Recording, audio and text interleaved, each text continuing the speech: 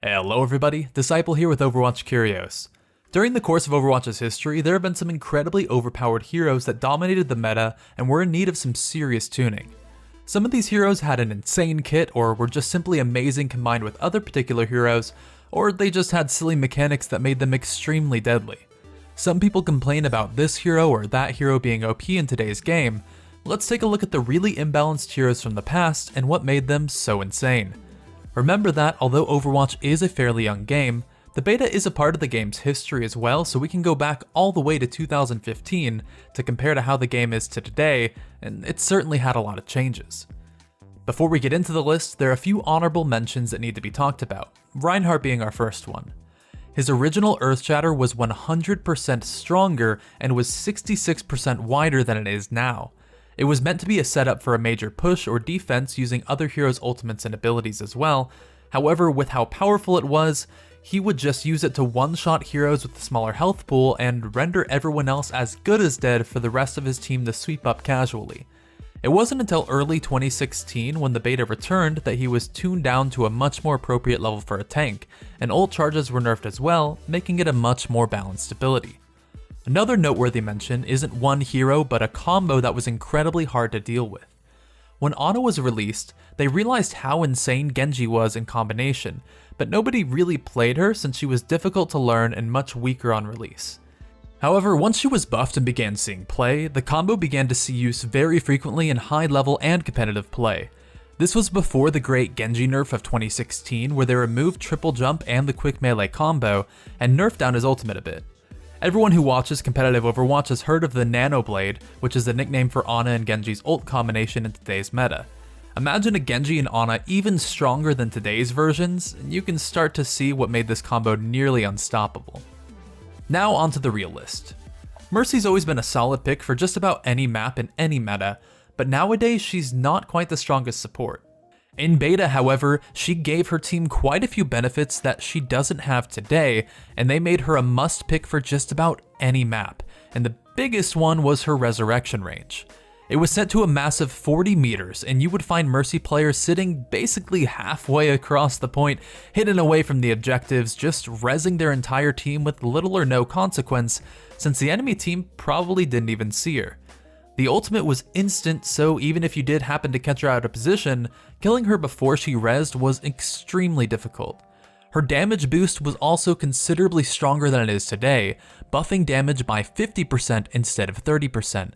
And it made combos like Mercy and Bastion or Mercy and Soldier absolutely insane when coupled with a team that could defend them. Of course, her Guardian Angel was weaker as she didn't have the ability to fly to corpses or cancel the flight before it was over, and it had a longer cooldown, but compared to the overpowered ultimate, these were small issues that were talked about but easily overlooked. Since both teams would always have a Mercy and her ult charges so quickly, for every single fight you'd essentially have to kill the entire team twice if you wanted to push up, giving the defending teams a pretty huge advantage when it came to holding points. They experimented with giving her ult a cast time, but eventually settled on reducing the range of her ultimate, so she has to put herself into danger to bring back the entire team. Another support hero that was pretty overpowered after a series of buffs was ZENYATTA. ZENYATTA was insanely strong back in the old hero stacking days, when most pro comps included a Symmetra and two ZENYATTAs along with flankers like Genji and Tracer. ZENYATTA's Orb of Harmony lasted for an infinite amount of time, meaning your flankers would have constant regen, and Symmetra would give her allies 50 shields at the start of the game to make up for their low health pools. He was nerfed and didn't see play for a while, but the more recent changes to his kit brought him from an awful pick to a hero that's actually very justifiable and a strong pick in the current tank-heavy meta today. His shields have been given a buff that bring him from 150 total health to 200, which is right in line with the other support heroes. Having the 50 extra shields keeps him alive quite a bit longer, since a 150 health Zen would pretty much die to anything back in the day.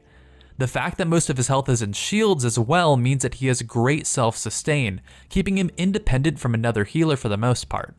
His orb damage is still great, and the nearly non-existent travel time of Harmony and Discord really aid in getting your heals and damage boosts to the right targets at the right time. You'd have Zenyatta's timing their orbs perfectly with major damage ults, and even had Zens soloing high health targets at range. The speed increase to Transcendence has been lowered since, but at first, it was insanely strong and could even be combined with Lucio's speed boost to give you tremendous pushing speed and recovery power. While ZENYATTA's been rebalanced to a more reasonable level, primarily by reducing the damage increase on his Orb of Discord from 50% to 30%, for several patches he was the sleeper pick that could easily change games in the hands of players that played him even moderately well. Controlled by a serious Zen player, it was pretty OP. MCCREE's seen his fair share of ups and downs during a lot of the patches from beta and release, but at one time he was the sniper to go to. We call him a sniper because that's exactly what he did. He picked off enemy heroes from an extreme range with high damage and almost no drop off. If you could aim, MCCREE was your hero to just stay way back and clip targets with your left click that couldn't even see it coming. People kind of stopped playing WIDOWMAKER, who was a really powerful pick at the time, because MCCREE just did her job better. Not only could he snipe almost as well as her, but he could fight extremely well at close range and deal incredibly high burst damage, especially to tanky targets, with his right click. To compound on this, once he was done charging his ultimate on your allies' faces from 100 meters away, he had ample time to charge his ultimate or zone the enemy team with it, since Deadeye's hold duration was even longer than it is today. You'd literally just have to run for cover and sit there hoping not to get picked off by a flanker for a full 10 seconds. It was extremely frustrating to deal with a good MCCREE, and since then his kit's been nerfed to make him much more in line with mid and close range offensive damage dealers.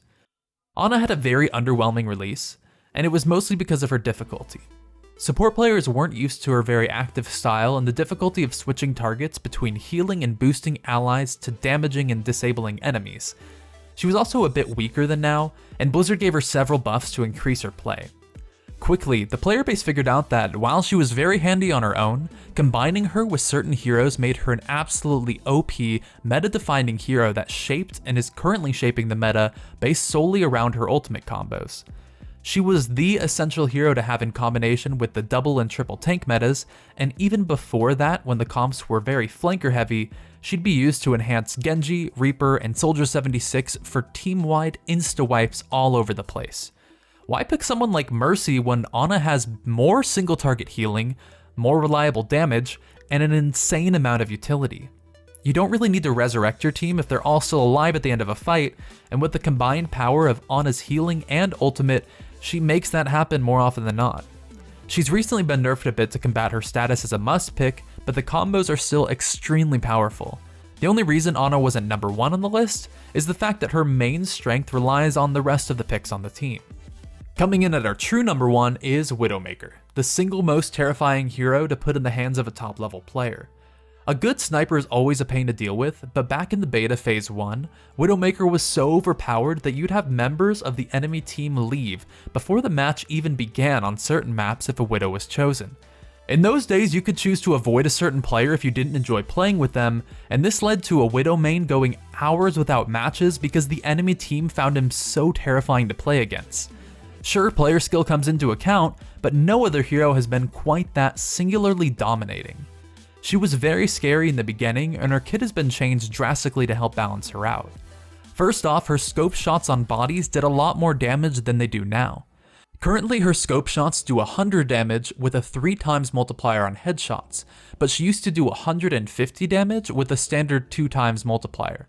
One-shotting non-tank targets was a really commonplace thing even with defensive measures in place like extra shields or armor, and with a 50% damage Mercy boost, she could deal 225 damage with a body shot or 450 damage with a headshot. On top of that extra damage her shots did when scoped, they also only consumed 1 ammo count versus the now 3 count from her Widow's Kiss rifle. This would allow the Widow player a full 30 chances to scope shot a hero before she had to reload, assuming she never even used her assault mode. To add to the uptime her ammo count provided, advanced players could use a few tricks to maximize her scope time and reduce downtime to an extreme minimum. During the beta, animation cancelling was a big deal for a few heroes, and it's been removed in quite a few places like Genji. Basically, when you perform an action while your animation was taking place, you could essentially skip that animation and get the action off a lot faster. Widows would use this technique during her scope in and out animations to be able to move while still maintaining full powered scope shots in the shortest time possible. Using this in crouch or jump shooting, in combination with the high power and high ammo count, led to WIDOWMAKERs leading the kill count in pretty much every game and single-handedly dropping 3 or more enemy players before even being noticed, much less shot at, and with next to no downtime at all. She was easily the most OP hero at the time, with gigantic power, mobility, little to no downtime, and she could function completely solo while the rest of her team did their thing. Of course, the changes to her over time were necessary to get back in line with what Blizzard wanted in their premier sniper hero, and it's nowhere near as likely to see a Widow in today's meta. But back then, you couldn't go one game without running into a Widow and her impossible killing power. Beta was a crazy time, and so many balance changes have changed Overwatch into a much better experience than it was before. If you guys like this video, let us know by leaving a like. I'm also curious to know if you guys think there are any other heroes that should have made this list, so please tell me in the comments. I'll see you guys next time. Peace.